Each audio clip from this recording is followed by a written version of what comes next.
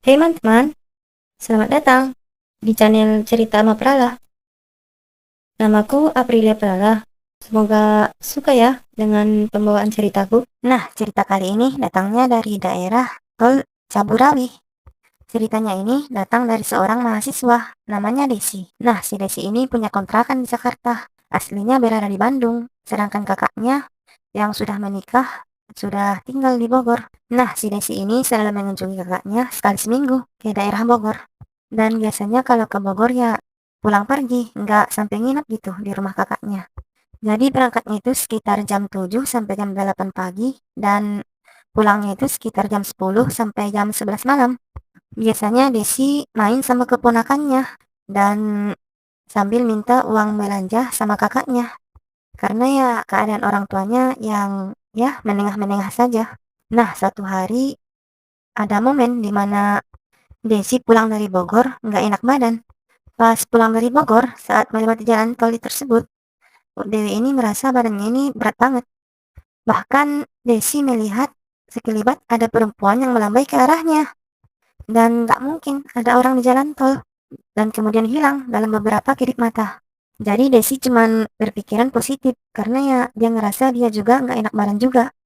Jadi nggak fokus gitu. Tapi karena penasaran juga, akhirnya Desi nanya ke supirnya, "Pak, ada ngelihat perempuan nggak melambai-lambai tadi di tepi jalan?" Supirnya cuma bilang, "Ya nggak ada, Neng." Nah, di sini kan posisinya Desi sama supirnya ngobrol nih. Dan supirnya nih ngelihat ke kaca spion yang di tengah. Dan matanya menangkap kalau ada di belakang Desi sosok perempuan dengan leher yang agak patah. Karena supirnya takut, akhirnya dia mutusin buat ngelihat ke depan aja sambil merinding. Berkali-kali Pak supir melihat ke jok belakang melalui kaca spion ini dan sosok tersebut masih ada, nggak ngilang-ngilang gitu. Dan gak lama kemudian setelah keluar dari jalan tol, sosok tersebut hilang. Dan saat sampai di rumah, akhirnya supirnya berani kalau dia ngelihat ada sosok perempuan di belakang Desi. Mendengar itu, Desi langsung merinding. Mana dia cuma ngontrak di sini sendirian lagi. Akhirnya dia mandi, sholat, dan akhirnya tidur. Singkat cerita, setelah Desi bangun, dia nggak ngerasa ngapa-ngapa dan akhirnya merasa lega gitu. 2 minggu kemudian, Desi kembali lagi ke Bogor. Kali ini, Desi berangkat jam 6 pagi dan sampai jam 8. Dan sampai di Bogor, Desi bermain lagi dengan keponakannya.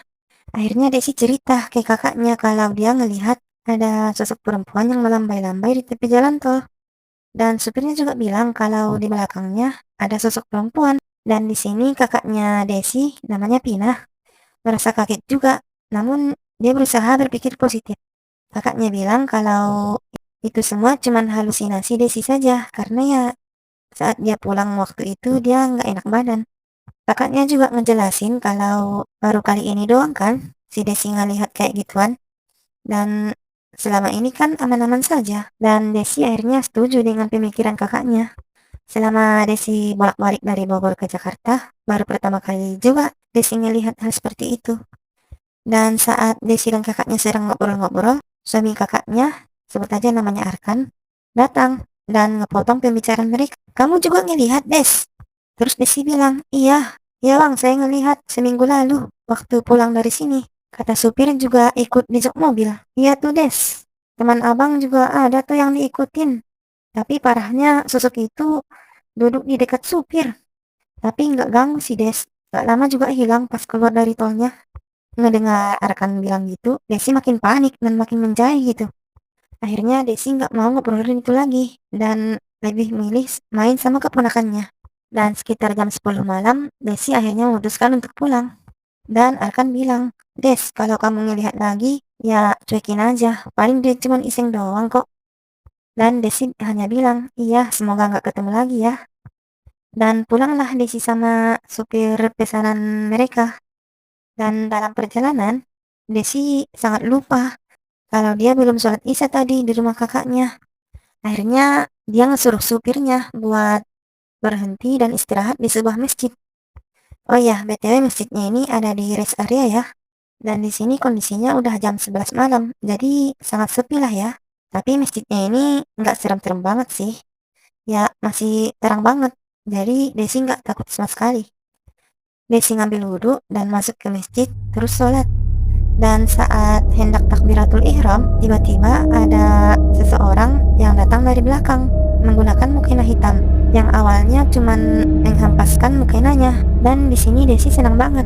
Ya, karena dia ngerasa ada temannya gitu.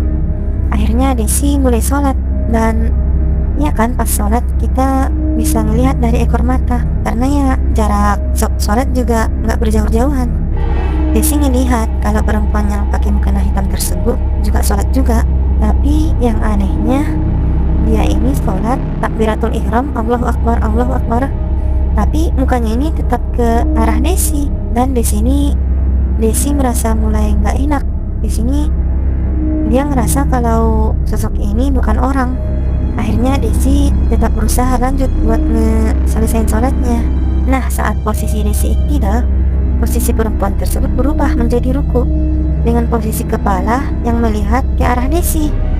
Dan Desi di sini ngelihat dengan jelas kalau muka perempuan tersebut mukanya penyot dan ada darahnya juga. Dan di sini akhirnya Desi nggak tahan lagi.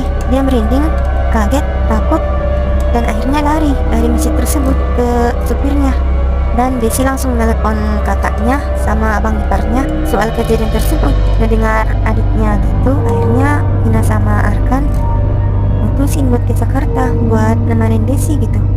Singkat cerita, Desi sampai di rumah, dia tidur, dan saat pagi harinya Arkan dan Pina sudah ada, dan Arkan ngebilang ke Desi kalau dia ceritain peristiwa Desi ke temannya, dan temannya ini bilang kalau di tol tersebut pernah ada satu kejadian, ada korban pembunuhan yang dibuang pelaku buat ngilangin jejaknya.